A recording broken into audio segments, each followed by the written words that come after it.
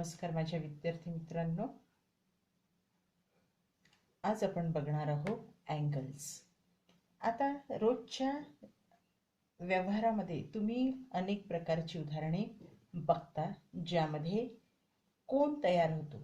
जसं आता हा जिना आहे, या जिन्यामध्ये ही जी भिंत आहे आणि ही जमीन यामध्ये एक प्रकारचा कोन तयार झालेला आहे, किंवा या पायऱ्या यामध्ये सुद्धा एक प्रकारचा कोन तयार झालेला आहे, किंवा ही चांदणी यामध्ये सुद्धा या ठिकाणी कोन तयार होतो. किंवा आपण हा हेक्सागॉन घेतला तर या ठिकाणी सुद्धा कोन तयार झालेला दिसतो. किंवा हा ट्रायंगल बघा, या ट्रायंगल मध्ये पण कोन तयार झालेला आहे. किंवा हा रेक्टेंगल बघितला तर इथे सुद्धा कोन तयार झालेला दिसतो. किंवा हा पेंटागॉन जर बघितला तर इथे सुद्धा आपल्याला कोन तयार झालेला दिसतो.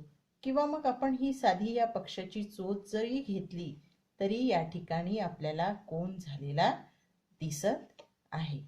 आता हा सर्कल जरी आपण घेतला, इथे आपल्याला कोन इंडिकेट करायला कुठलीही जागा नाही, पण इथे सुद्धा कोन तयार झालेला आहे.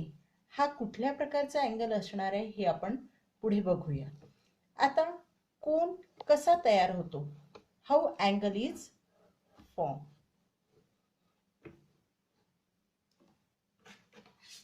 आता सर्वप्रथम मी एक रे काढते.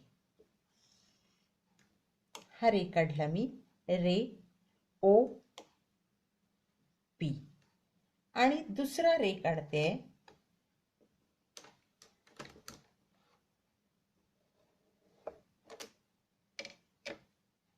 या ओ ओरिजिन पासनं पुन्हा एक रे काढते, रे ओ क्यू. या ठिकाणी आता मी दोन रे काढलेले आहे, रे ओ पी आणि रे ओ क्यू. या ठिकाणी ओ हा जो पॉइंट आहे हा दोन्ही रेला कॉमन आहे. Ray O Q and ray O P shares common origin. दोघांचाही ओरिजिन हा कॉमन आहे, यालाच आपण म्हणूया vertex. Ray O P and ray O Q shares a common origin and that is called vertex. आता या दोन रेच्या इंटरसेक्शनमुळे या ठिकाणी हे दोन्ही रेज एकमेकांना छेदतात आहे. या रेजच्या इंटरसेक्शनमुळे इथे अँगल तयार होतो. And both rays share common origin and that is called vertex. आता या अँगलला नाव कसं द्यायचं किंवा या अँगलचं नाव कसं लिहायचं, तर अँगलचं नाव लिहिताना आपण व्हर्टेक्स हा नेहमी मध्यभागी लिहिणार असतो. म्हणजेच या अँगलचं नाव लिहिताना आपण लिहूया angle Q O P. Angle लिहिताना अँगलचं असं साइन काढायचं, अँगल क्यू ओ पी. और आपल्याला दुसऱ्या प्रकारे angle P O Q, angle P O Q याप्रमाणे देखील लिहिता येते. आता आपल्याला माहिती आहे की हे दोन्ही रेज ओ या पॉइंटला इंटरसेक्ट होत आहेत. Ray O P and ray O Q intersects at point O to form an angle.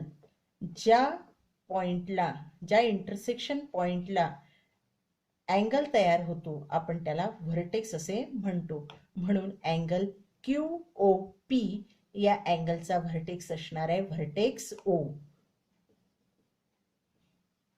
Vertex ओ.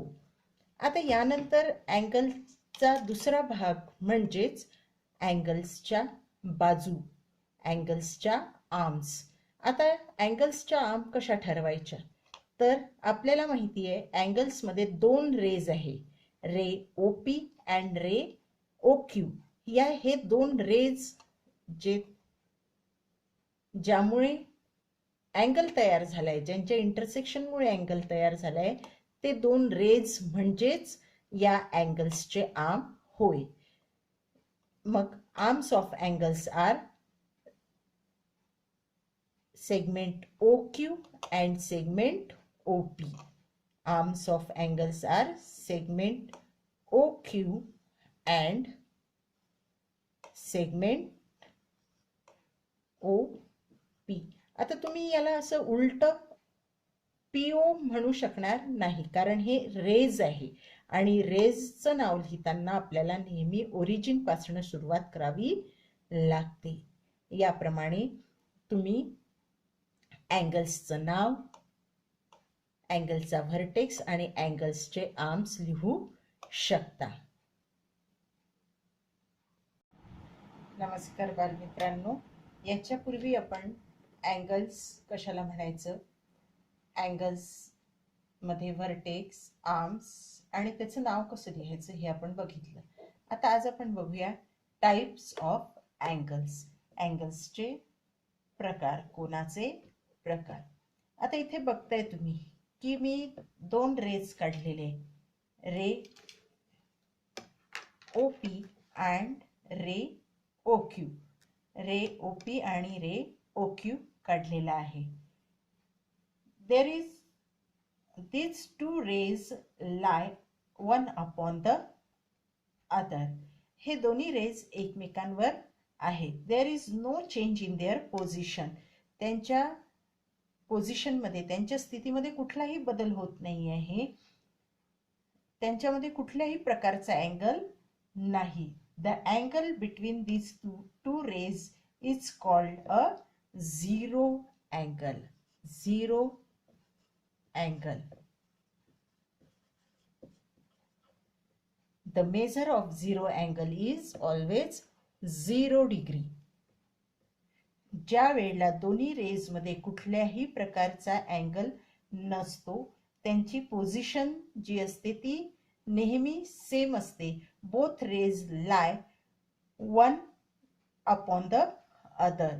दोन्ही रेज एकमेकांवर असतात आणि त्यांच्यामध्ये कुठल्याही प्रकारचा अँगल दिलेला नसतो.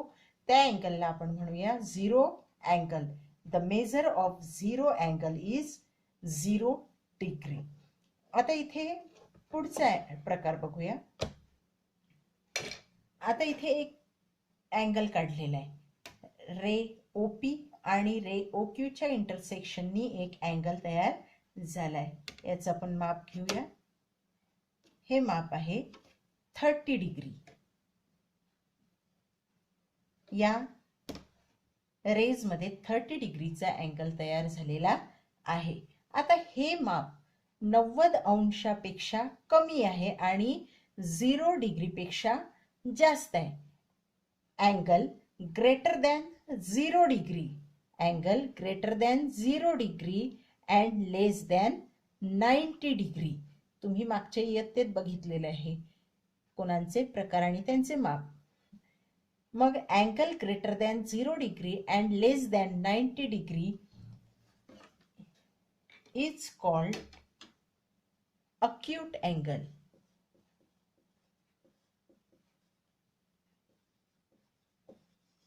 म्हणजेच लघुकोन.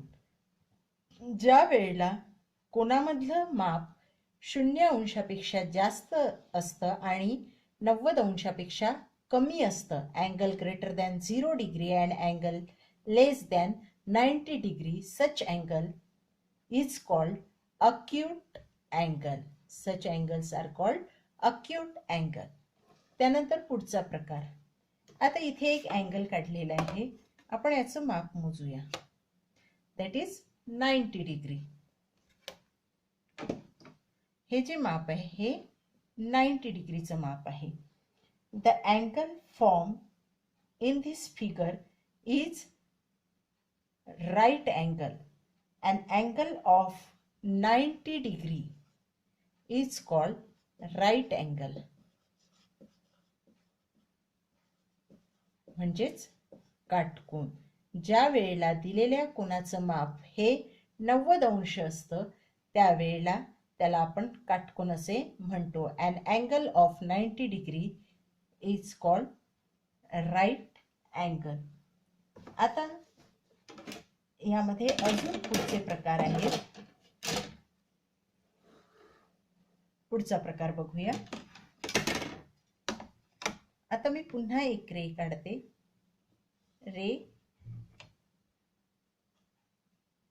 ओपी आणि दुसरा रे काढते. रे ओक्यू. आता इथे तुमच्या लक्षात येते आहे की हा राईट अँगल म्हणजे 90 अंशाचा कोन झालेला आहे आणि हा जो मी काढलेला आहे कोन हा नक्कीच 90 अंशापेक्षा मोठा आहे. मोजून बघूया आपण. हा कोन नियर अबाउट 120 डिग्री आहे. हा कोन 120 डिग्रीचा आहे. म्हणजेच आपण असं म्हणू शकू अँगल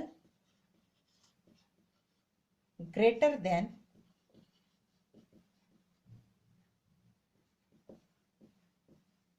90 डिग्री and angle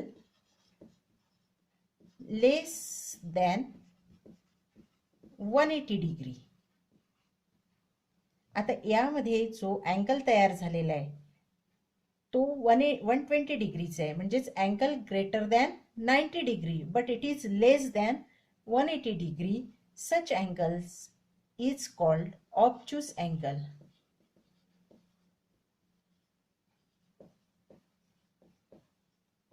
लघु कोन, sorry Vishal cone.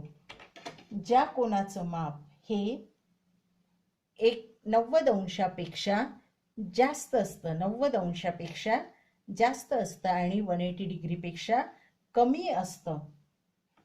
Such angles is called obtuse angle. Angle greater than 90 degree but less than 180 degree is called obtuse angle.